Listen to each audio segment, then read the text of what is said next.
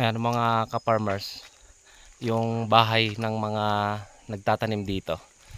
So napabayaan na nila dahil naiwan nila nung tapos na yung harvesting. So ganyan kaagad masisira pag walang nakatira. Gagawa na lang na naman sila ulit ng panibago. Kasi ayun, tingnan nyo, hindi na pwede. Napakahirap ng buhay dito sa bundok. Ganyan lang yung buhay nila. Kung saan sila magtatanim, gagawa sila ulit ng mga panibagong bahay.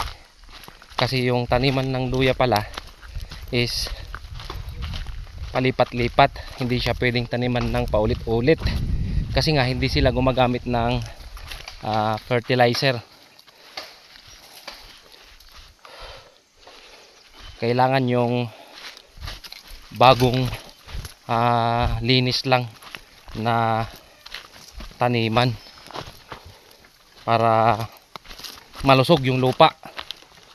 Medyo malayo rin itong linakad namin papunta dun sa oops, yeah. Nakakatakot. Pakyat ulit, baba, akyat, baba, ganun. May mga pinya na naman tayo madadaanan. Ang dami. Ang daming pinya. Halos lahat may bunga. Napakaganda dito pala.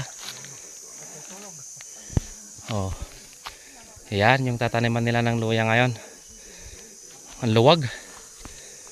Nakalahati na pala nila. Hanggang doon sa tuktok.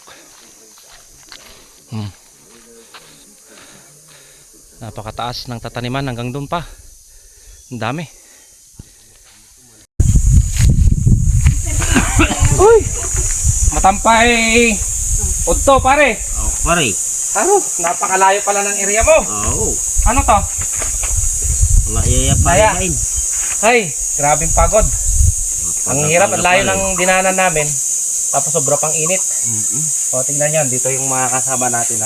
Naabutan natin sila. Nagpapahinga kasi nagtatanim sila ng luya. So, nakarating din ako pare dito sa gasak mo. Ayan di ba? Seryoso. Sarap mamasyal sa bundok kasi nakaka-relax.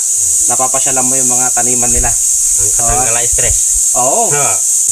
Isang linggo na pala sila dito na nagtatanim. So wala nang babaan. Dito na sila kasi ang hirap naman talaga pagka bababa ka tapos aakyat ka pa. Ilang oras yung lakad mo?